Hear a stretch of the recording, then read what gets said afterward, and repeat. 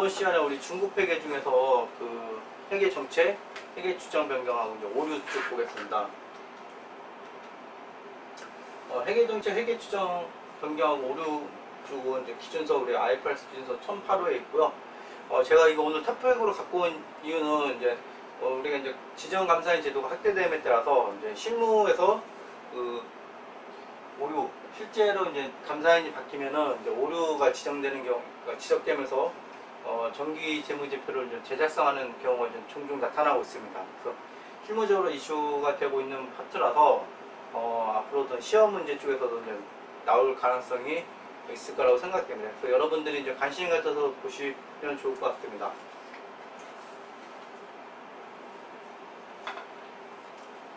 시험 문제는 주로 이제 계산 문제하고 그 개념 문제가 주로 나오고 있습니다.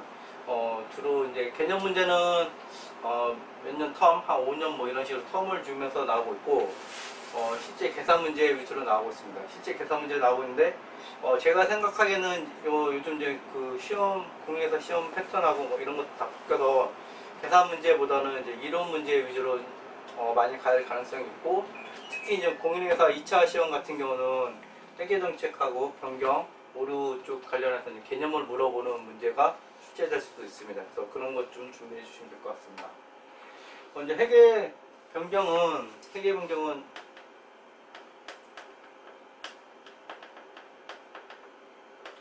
회계정책, 회계정책이 있고 회계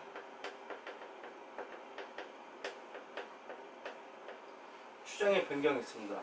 회계 추정의 변경이 있고, 우리가 요 회계 변경하고 그 회계 추정 오류 요 파트를 아시려면 기본적으로 개념체계 부분에서 우리가 어떤 정보를 중요하게 보느냐가 되게 중요합니다. 그래서 우리 IFRS 자체가 이제 리포팅, 재무 정보를 제공하는 거에 초점이 되기 때문에 이제 목적적 법하고 비교 가능성,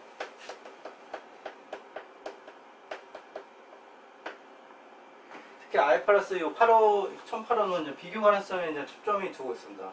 이게 어떤 의미냐면, 과거에는 우리가 그 오류 수정이 됐으면 정기 재무제표를 제작성하지 않고 발견되는 단기 재무제표에 이제 반영하고 있었는데, 그러다 보니까 이제 그 기간 비교가 어려워서 우리 새롭게 적용된 1008호는 그 오류 같은 것도 정기 재무제표 제작성하는 걸로 이제 가고 있습니다. 그래서 비교 가능성을 위해서는 우리 이제 플랫하게 가는 게 목적이기 때문에 제작성, 과거에 잘못한 거는 제작성에서 비교 가능성 높여줘야 됩니다. 그래서 회계정책 같은 경우는 뭐 원가법에서 재법화가 바뀌었다 그러면은 바뀐 연도 전후 관계로 우리가 비교하기 어렵기 때문에 비교 가능성, 이런 정보를 높여주기 위해서 우리가 소급 작성을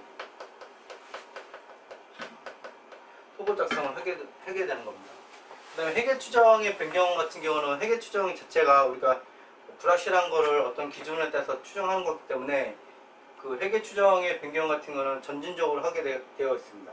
과거의 회계 추정이 뭐 틀린 건 아니기 때문에 좀 더 정확한, 현재 기준에 좀 더 정확한 걸로 이제 바꾸는 거기 때문에 우리가 회계 추정을 점진적으로 적용하고 되어 있습니다. 그래서 이번 컨셉이 이렇게 이제 보시면 될 것 같고, 회계 정책하고 회계 추정하고 회계 정책의 변경이 쪽에 있는데, 회계 정책을 우리가 바꾸면은 소급 작성을 해야 된다. 회계 정책의 변경은 크게 이제 기본적으로 회계 기준서, 우리가 이제 국제 기준을 따르고 있는데 IFRS 기준서가 바뀌면 바꿔야 되는, 이제 약간 강제성이 띈 거죠. 강제성이 띈 게 하나가 있고, 두 번째는 기업이 자발적으로 하게 되는 경우가 있습니다. 우리나라 같은 경우는 뭐 기업이 자발적으로 하는 경우는 크진 않은데, 기업이 자발적으로 하게 되는 경우는 크게 두 가지가 있습니다. 최근에 제가 이제 그 경험한 데들은 이제 그 우리 IFRS에서 별도 재무제표에서 종속기업에 대해서 이제 지원법을 했다가 원가법을 하는 뭐 이런 식으로 이제 바꾸는 경우도 있습니다. 그래서 자발적으로 하는 경우도 있고, 강제적으로 기업 정책에서 기준서가 이제 의무적으로 강제를 하기 때문에 하는 경우가 크게 두 가지가 있습니다. 그래서 가장 중요한 부분은 회계 변경할 때 소급 작성하냐, 전진 적용하냐가 있고, 마찬가지로 우리가 그 오류 수정 같은 경우도 소급 적용을 하게 됩니다. 소급 적용을 하게 되는데 여기는 우리가 이제 그 제작성이라는 표현을 씁니다. 그러니까 용어를 여러분들이 좀 정확히 아셔야 되는데 오류 수정 쪽은 우리가 전기제물 제작성이라는 표현을 쓰고 회계정책의 변경은 소급 작성이라는 표현을 씁니다. 소급 정확한 거는 적용이 좋죠. 그런 용어의 기준, 용어도 정확히 알고 계시는 게 좋습니다. 회계 변경에는 크게 이제 회계 정책하고 회계 추정이 있는데 첫 번째로 이제 회계 정책의 선택과 적용을 보겠습니다. 회계 정책의 적용 효과가 이제 중요하지 않은 경우는 그 정책을 적용하지 않을 수가 있습니다. 회계 정책이 중요하지 않은데 그러나 기업의 재무 상태, 재무 성과, 현금을 측정한 의도들을 표시하기 위한 그 재무제 기준에 위배된 회계 정책을 적용하는 것은 그것이 중요하지 않더라도 적정하다고 할 수 없다. 아까 말이 여러분들이 보면 그 이제 회계 정책이 적용 효과가 중요하지 않으면 적용하지 않아도 된다고 그랬는데 이때는 또 중요하지 않더라도 그 기준서를 적용하지 않으면 그건 또 잘못된 거라. 그래서 말이 약간 상충된다고 볼 수가 있는데 이거는 어떤 거를 좀 예를 드시면 되냐면 일단 기본적으로 여기에 초점을 가져가지 마시고 여기에 이제 초점을 가져가시면 좋습니다. 그 무슨 말이면 기준서가 변경 전이 있고 변경 후가 있으면 일단 요 의도는 그러니까 중요하지 않건 중요하건 간에 변경 후 기준서를 적용하는 겁니다. 그러니까 유효한 기준서를 적용하는 거예요.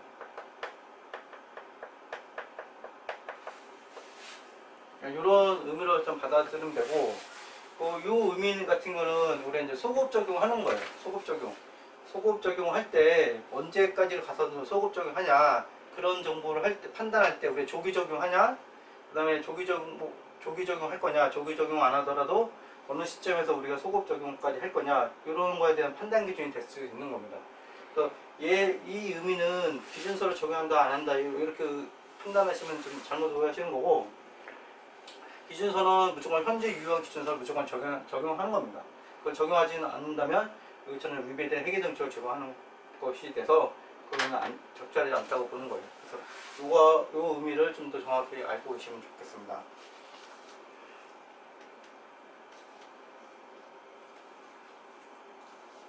그 다음에 우리가 이제 그 회계 기준이 없을 때 이건 회계 정책 변경이 아니라 이제 회계 정책이 없을 때 그러면은 우리가 어떻게 해야 되냐, 이게 상당히 실무적으로 이슈가 많습니다. 왜냐면 우리가 기준서라는 거는 기준서의 제정은 발생 가능한 미래 발생 가능한 아니면 현재 그 발생하고 있는 이런 거래에 대해서 우리가 기준서를 만든 겁니다. 기준서를 만들었고, 이 기준서는 그리고 텀이 있어요. 그러니까 미래 발생 가능한 거래가 지금 예측하더라도 기준서까지 만들려면은 여러분들이 잘 아시는 분 아시겠지만 1년 만에 만드는 게 아니라 3, 4년 후딱 지나갑니다. 그렇기 때문에 새로운 거래가 발생하면 이런 기준서, 내가 적절한 기준서가 없을 수가 있어요. 최근에 이제 우리가 하도 이제 기업 비즈니스가 이제 복잡해지다 보니까 실무적으로 그런 거래가 종종 있는데, 특히 이제 IFRS 기준서로 하다 보니까 기준서 나오는 데가 시간 걸리고 해서 이제 종종 이 경우가 상당히 많습니다. 기준서, 내가 어떤 기준을 적용할지 모를 때가 상당히 많습니다. 그럴 때 이제 경영진은 어떻게 해야 되냐 보면, 경영진 판단에 따라서 자기가 회계정책을 개발하고 적용할 회계정보를 작성할 수 있습니다. 이게 이제 중요한 거고, 실제로는 회사한테 맡긴 거죠. 근데 이때 회계정보는 다음과 같은 특성을 모두 보여야 된다. 이건 이제 개념책에 여러분들이 잘 기억하고 있으면 개념책에 있는 정보랑 거의 똑같다고 보시면 됩니다. 네, 목적적과 파야 되고, 당연히 신뢰성이 있어야 되고, 신뢰성이 있으려면 충실하게 표현돼야 되고, 경제적 실질을 반영해야 되고, 중립적이고 신중하게 중요한 사항을 빠짐없이 고려해야 된다. 이런 것을 이제 회계정보에 충실하게 있어야 됩니다.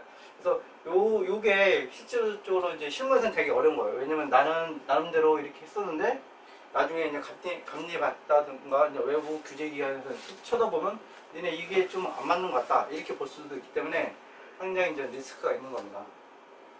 이 부분도 앞으로도 상당히 중요한 부분이라고 보시면 됩니다.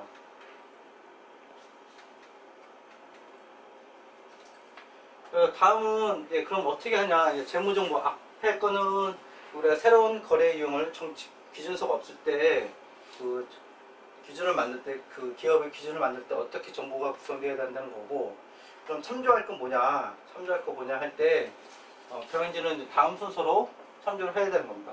이거는 순서를 이제 기준서에 정해준 거예요. 다음 사항을 순차적으로 때니까 우선순위가 있다는 겁니다. 우선순위가 있어서 뭐 자의적으로 내가 바로 2번을 갈 수는 없고 순서대로 하는 겁니다. 첫 번째는 우리가 지금 없다고 생각하는 그 없다고 생각하는 거래하고 내용상 유사하고 관련된 회계 논제를 다루는 한국 채택국제회계 기준을 규정. 일단은 진짜로 유사한 거래도 없냐, 유사한 기준도 없냐, 이거를 찾아보라는 거죠. 서치해봐. 기준서에 있는 서치해봐. 그랬더니 없어요. 없으면 어떻게 하냐? 없으면 우리가 이제 재무보호를 위한 개념체계, 이 정의, 인식 기준 및 측정이 이게 우리가 개념체계가 있는 이유가 이거를 이제 커버해주기 위한 겁니다. 모든 거래에서 기준서를 만들 수 없기 때문에 큰 토픽을 큰 개념을 하나 만들어준 거예요. 개념체계라는 게. 그래서 정의되지 않은 거는 여기에 충족시키면, 여기를 충족시키면 우리가 인정해 주겠어. 이런 겁니다. 그래서 개념체계를 봐라.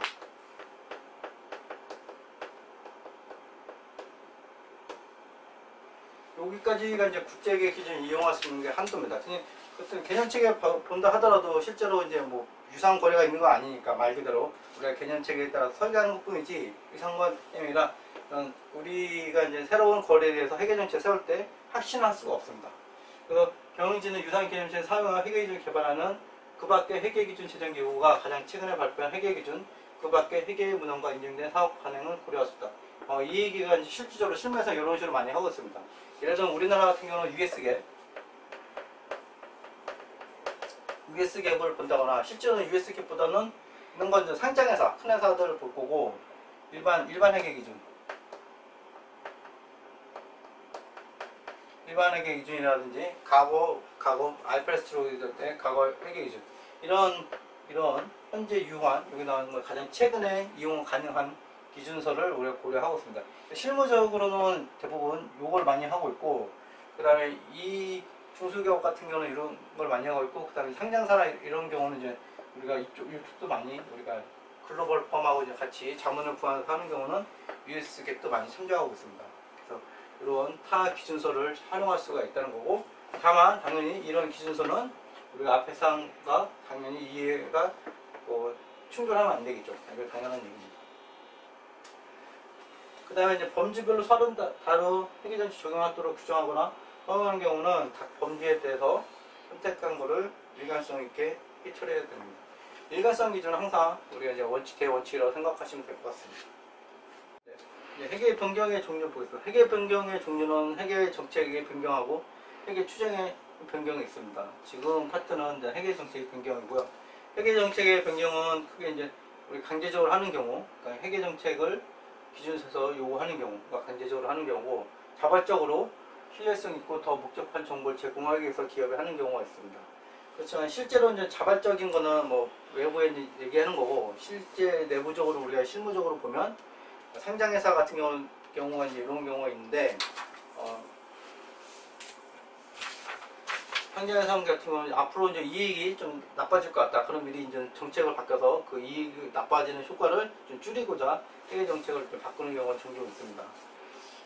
그리고 이제 여러분들이 또 아셔야 될 게 회계 정책 변경에 해당하지 않는 경우. 회계 정책의 변경은 1, 2번을 보시면 알겠지만, 회계 정책은 기존 거래에 적용했던 정책을 A에서 B로 바꾸는 거예요. 그러니까 기존 거래에 대해서 바꾸는 거고, 신규, 새로운, 이런 거는 새로운 적용이에요. 새로운 정책 적용. 그래서 이거는 회계 정책이 아닌 거예요. 그래서 내용을 보시면 과거에 발생한 거래와 실질이 다른 새로운 거래가 생긴 거예요. 실질적으로 새로운 다른 거래가 생겼을 때 다른 회계 정책을 적용하는 거는 회계 정책 변경이 아니라 실제 새로운 거래에 대해서 새로운 정책을 적용하는 거예요. 마찬가지로 두 번째, 발생하지 않았거나 기존에 발생했어도 중요하지 않아서 우리가 이제 관심도 없었던 것들, 정책이 따로 없었던 거죠. 그런 거에 대해서 이제 앞으로 근데 하게 돼서 우리 정책을 하게 되면 그런 건 새로운 정책을 적용하는 거예요. 이런 거는 회계 정책이 아닙니다. 그래서 회계 정책의 변경은 기존 거래, 그러니까 변경이기 때문에 A를 B로 하는 거예요. 새로운 정책을 지금부터 시작해. 이거는 회계 정책의 변경이 아닙니다. 그래서 이런 것들 좀 주의해서 좀 하시면 될 것 같고, 그 다음에 모든 우리가 회계 정책의 변경을 요 기준서로 따르는 게 아니라 당연히 각 기준서에 특정 기준서에 그 38호 같은 이런 특정 기준서에 기준서를 따른다 하면 그 기준서에 맞게 따라서 하면 되는 겁니다.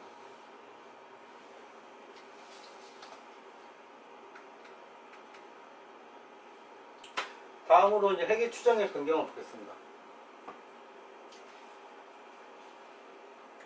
회계 추정의 변경이라 이제 우리가 그 우리가 추정을 바꾸는 거잖아요. 추정.